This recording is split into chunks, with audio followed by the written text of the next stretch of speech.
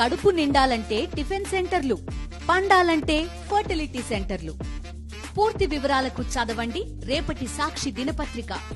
ప్రకాశం barrage కు వరద పోటెత్తుతోంది. Record స్థాయిలో వరద వస్తోంది. ప్రస్తుతం ప్రకాశం బ్యారేజ్ దగ్గర 9.17 లక్షల క్యూసెక్కుల వరద ప్రవాహం నమోదవుతోంది. రాత్రికి ఇది మరింత పెరిగే అవకాశం కనిపిస్తోంది. కృష్ణానదికి వరద పోటెత్తడంతో ముఖ్యమంత్రి చంద్రబాబు నివాసానికి వరద ముప్పు పొంచి ఉంది. సీఎం చంద్రబాబు నివాసానికి వరద ముప్పు పొంచి ఉంది. రాత్రి ఇంట్లో బస చేస్తే ప్రమాదం ఉందని అధికారులు చెబుతున్నారు. ప్రత్యామ్నాయ బస ఏర్పాట్లు చేస్తే మంచిదని అంటున్నారు.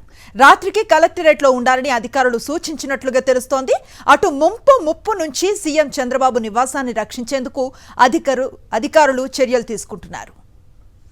ఇక ప్రకాశం బ్యారేజ్ కి చరిత్రలో రెండవ అతిపెద్ద వరదగా ఇది నిలిచిపోనుంది. ప్రస్తుతం 9.17 లక్షల క్యూసెక్కుల వరద ప్రవాహం వస్తూ ఉండగా మరో 3,000 క్యూసెక్కులు దాటితే రికార్డు దాటనుంది.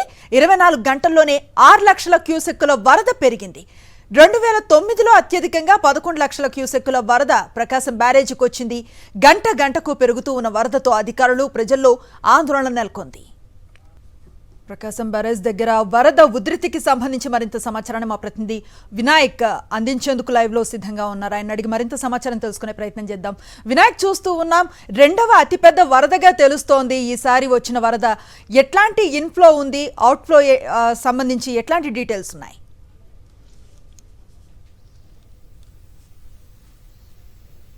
2009 తర్వాత అతిపెద్ద వరద కిందే దీన్ని భావించాల్సి ఉంటుంది. ఎందుకంటే 2009లో అత్యధికంగా దాదాపుగా 11 లక్షల క్యూసెక్కుల నీరు ఇన్ఫ్లోగా రావడం జరిగింది. అదేవిధంగా 11 లక్షల క్యూసెక్కుల నీటిని కూడా 2009లో కిందకు విడుదల చేయడం జరిగింది. ఇదే ఇప్పటివరకు మనం ఈ కృష్ణా దీనికి సంబంధించి ప్రకాశం బ్యారేజ్కి వచ్చిన అతిపెద్ద వరదగా మనం భావించాల్సి ఉంటుంది. 2009 తర్వాత 2019లో దాదాపుగా 8 లక్షల క్యూసెక్కుల వరకు కూడా వరద రావడం జరిగింది. ఆ తర్వాత మళ్ళీ ఇప్పుడు అంతకు మించిన స్థాయిలో, అంటే దాదాపుగా ఇప్పుడు మనం చూస్తే కనుక 9,17,000 క్యూసెక్కుల నీరు కిందకి రావడం జరుగుతుంది. అదేవిధంగా ఇన్ఫ్లోస్గా వచ్చే నీటిని యథావిధిగా కిందకి వదలడం జరుగుతుంది. దాదాపుగా మనం చూస్తే కనుక ఈ రోజు ఉదయం నుంచి ఇప్పటి వరకు మనం చూస్తే కనుక అంతకంతకు కూడా వరద గంటకి కూడా పెరుగుతూ వస్తుంది. సుమారుగా మనం చూస్తే నిన్నటి వరకు కూడా దాదాపుగా 3 లక్షల క్యూసెక్ల వరకు ఉన్న వరద ఈ రోజు సాయంత్రం వరకు మనం చూస్తే 9 లక్షల క్యూసెక్ల పైన పెరిగింది. మొత్తంగా మనం చూస్తే కనుక 24 గంటల గడవక ముందే దాదాపుగా 6 లక్షల క్యూసెక్ల నీరు ఇన్ఫ్లోస్గా రావడం జరుగుతుంది. అదేవిధంగా ఇక్కడి నుంచి మనం చూస్తే కనుక అవుట్ఫ్లో కూడా అదే విధమైన పరిస్థితి ఉందని చెప్పుకోవచ్చు. మరోవైపున ఈరోజు రాత్రికి 10 లక్షల క్యూసెక్ల నీరు, వరద నీరు ఇన్ఫ్లోగా రావచ్చు అనేది అధికారులు అంచనా వేస్తున్నారు. రేపటికి 10 లక్షల క్యూసెక్ల నుంచి 12 లక్షల క్యూసెక్ల వరకు కూడా సాయంత్రానికి పెరిగే అవకాశాలు ఉన్నాయని చెప్తారు. మొత్తంగా మనం చూస్తే కనుక కనీవిని ఎరుగుని రీతిలో దాదాపుగా 10 లక్షల క్యూసెక్కుల నీరు 2009లో అది రికార్డుగా నమోదైంది. ఆ తరువాత ప్రస్తుతం రికార్డుగా దాదాపుగా 9,17,000 క్యూసెక్కుల నీరు, వరద నీరు రావడం జరుగుతుంది. 2009లో దాదాపుగా అత్యధికంగా 9 లక్షల క్యూసెక్కుల వరకు కూడా నీరు వచ్చిన తర్వాత మళ్ళీ అంతకు మించిన స్థాయిలో ఇప్పుడు రికార్డు స్థాయిలోనే ఈ వరద నీరు కొనసాగుతుంది. ఈ నేపథ్యంలోనే కిందికి దాదాపుగా అవుట్ఫ్లో కూడా అంతే మొత్తంలో విడుదల చేస్తున్నారు. ఎక్కడికక్కడ అంటే మనం చూస్తే కనుక ఏదైతే ఇక్కడ రైల్వే ఓవర్ బ్రిడ్జ్ ఉందో అంచు వరకు కూడా నీరు చేరుకోవడం జరిగింది. ఇప్పటికే మన సాయంత్రం విజువల్స్లో కూడా చూపించడం జరిగింది. ఆ సాయంత్రం విజువల్స్లో కూడా రైలు అంచు వరకు కూడా, అంటే ఏదైతే రైల్వే ఓవర్ బ్రిడ్జ్ ఉందో దానికి సరి సమానంగా ఈ కింద వరకు కూడా నీరు చేరుకోవడం జరిగింది. మరో 2 లక్షల క్యూసెక్కుల నీరు కనుక వస్తే రైల్వే ఓవర్ బ్రిడ్జ్ నుంచి కూడా ప్రవహించే అవకాశాలు ఉన్నాయనేది అధికారులు చెప్తున్నారు. ఈ నేపథ్యంలో చాలా ప్రమాదకరమైన పరిస్థితి ఇప్పుడు ప్రకాశం బ్యారేజ్ వద్ద ఉందని చెప్పుకోవచ్చు. మరోవైపు మనం చూస్తే 13 అడుగుల వరకు కూడా నీటి మట్టాన్ని నిల్వ చేయగల సామర్థ్యంలో మాత్రమే ఇక్కడ ప్రకాశం బ్యారేజ్ ఉంది. ఈ నేపథ్యంలోనే దానికి సంబంధించి నీటి నిల్వ ఉంచిన తర్వాత ఎప్పటికప్పుడు కిందకి అదేవిధంగా ఇన్ఫ్లోస్ వస్తున్న నేపథ్యంలో అవుట్ఫ్లో కూడా అదేవిధంగా ఉంటుంది. గడిచిన మనం 2 రోజులుగా చూసుకుంటే కనుక రికార్డు స్థాయి ఇక్కడ వరదలు, అంటే వర్షం రావడం జరిగింది. గతంలో ఎన్నడూ లేని విధంగా విజయవాడలో 13 నుంచి దాదాపుగా 17 సెంటీమీటర్ల వర్షపాతం నమోదైంది. అమరావతిలో కూడా అదేవిధంగా నమోదైంది. ఎన్టీఆర్ జిల్లాలో పలు చోట్ల అంతే స్థాయిలో దాదాపుగా 15 సెంటీమీటర్ల వర్షపాతం నమోదైన పరిస్థితి. ఇక మనం చూస్తే కనుక కృష్ణా జిల్లా బంటిమిల్లు అత్యధికంగా 21 సెంటీమీటర్ల వరకు కూడా వర్షపాతం నమోదైన పరిస్థితి. ఈ నేపథ్యంలో నిన్న సాయంత్రం వరకు కూడా, అంటే మొన్న సాయంత్రం నుంచి నిన్న సాయంత్రం వరకు కూడా రికార్డు స్థాయిలో వర్షపాతం ముంచెత్తిన నేపథ్యంలోనే ఎగువ నుంచి వస్తున్న వరదతోటి ఇప్పుడు కృష్ణమ్మ పరవళ్లు తొక్కుతుందని చెప్పుకోవాలి. ఈ నేపథ్యంలోనే కృష్ణా బ్యారేజ్ వద్ద, అంటే ఏదైతే ఈ ప్రకాశం బ్యారేజ్ వద్ద ఉందో చాలా ప్రమాదకరమైన పరిస్థితి రేపు ఉదయానికి ఉండే అవకాశాలు ఉన్నాయని అధికారులు అంచనా వేస్తున్నారు.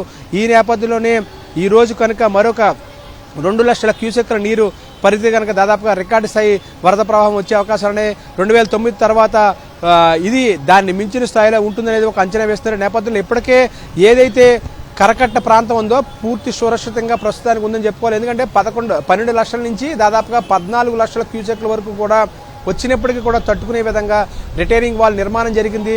రిటైనింగ్ వాల్ నిర్మాణంతో ప్రస్తుతం ఇక్కడ ఏదైతే ఈ కృష్ణలంక ప్రాంత వాసులు కానీ రాణిగారి తోటలో ఉండే వాసులు కానీ వీరంతా కూడా ప్రస్తుతం సురక్షితంగా ఉన్నారని చెప్పుకోవచ్చు. విజయవాడ నగరం అంతా కూడా భారీ వర్షంతో ముంచెత్తిన వరదతోటి దాదాపుగా ఇబ్బందులు పడుతున్నారు. మనం చూస్తే కనుక ఈరోజు ఉదయం నుంచి కూడా ఎక్కడికక్కడ పూర్తిగా నిన్నంతా కూడా మెయిన్ రోడ్లతో సహా అన్ని కూడా పూర్తిగా చెరువును తలపించాయి. ఈ రోజు మనం చూస్తే కనుక పూర్తిగా సింగనగర్ అంతా కూడా మునిగిపోయిన పరిస్థితి. కానీ విజయవాడ అంతా కూడా పూర్తిగా మునిగిపోయినప్పటికీ కూడా ఇంతటి వరద వస్తున్నప్పటికీ కూడా ఇక్కడ వినాయక్ ఉదయం నుంచి చూస్తున్నా ఎలాంటి తీవ్రమైన పరిస్థితులు ఉన్నాయి, ప్రజలు ఎలాంటి ఇబ్బందులు పడుతున్నారన్న విషయం కనిపిస్తోంది. దట్టు ఈ రోజు ఇంకా వరద ప్రవాహం పెరిగే అవకాశం ఉందన్న హెచ్చరికల నేపథ్యంలో ఇప్పటికైనా అధికారులు ఎట్లాంటి చర్యలు తీసుకుంటున్నారు? ఈ ముంపు ప్రాంతాల్లో చాలా మంది చిక్కుకుపోయిన పరిస్థితి, వారికి ఏదైనా సేఫ్ సైడ్ కి పంపించిన దృశ్యాలు కనిపిస్తున్నాయి. ఎట్లాంటి అప్డేట్స్ ఉన్నాయి? అంటే ఇప్పటికే రాష్ట్ర మున్సిపల్ శాఖ మంత్రి నారాయణతో పాటు స్థానిక శాసనసభ్యులు కానీ ఎంపీ కానీ కేసీఆర్ చిన్ని కానీ వీరంతా కూడా సింగనగర్ ప్రాంతంలో పర్యటించడం జరిగింది. ఎక్కువగా బుడమేరు ప్రాంతానికి గండి రావడం, గండి ఏర్పడడంతో పెద్ద ఎత్తున బుడమేరు నుంచి వరద నీరంతా కూడా సింగనగర్ ప్రాంతానంతా కూడా చుట్టుముట్టడం జరిగింది. ఈ నేపథ్యంలోనే ఆ ప్రాంతం అంతా కూడా పెద్ద ఎత్తున ఒక నదిని తలపిస్తూ ఎప్పుడూ లేని విధంగా ఒక విచిత్రమైన పరిస్థితుల్లో ప్రజలందరూ కూడా చిక్కుకుపోయిన పరిస్థితి. ఈ నేపథ్యంలో నిన్నే బుడమేరుకి పెద్ద ఎత్తున వరద వస్తుందనేది సాక్షి మనం చూపించడం జరిగింది.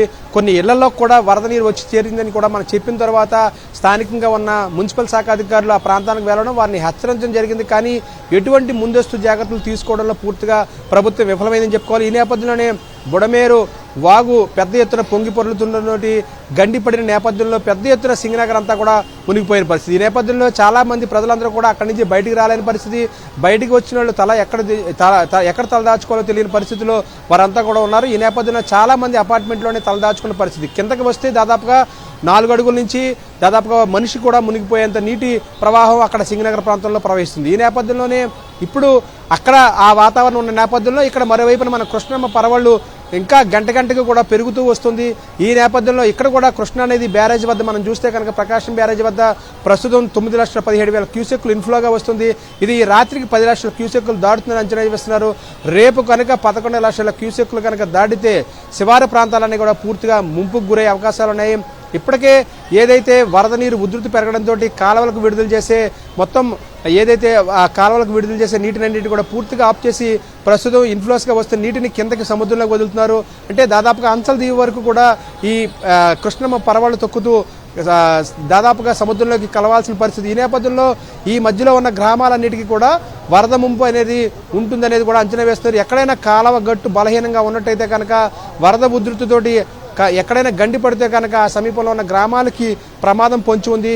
ఇప్పటి వరకు అధికారులు కూడా ఏది కూడా దానికి సంబంధించి ఎక్కడైనా కాలువగట్లు ఎక్కడైనా బలహీనంగా ఉన్నాయి కనుక దాని మీద పూర్తిగా దృష్టి పెట్టలేదని చెప్పుకోవాలి. ప్రస్తుతం అయితే ఎన్టీఆర్ కలెక్టరేట్లో ముఖ్యమంత్రి చంద్రబాబు నాయుడు అధికారులతో సమీక్షిస్తున్నట్టుగా తెలుస్తుంది.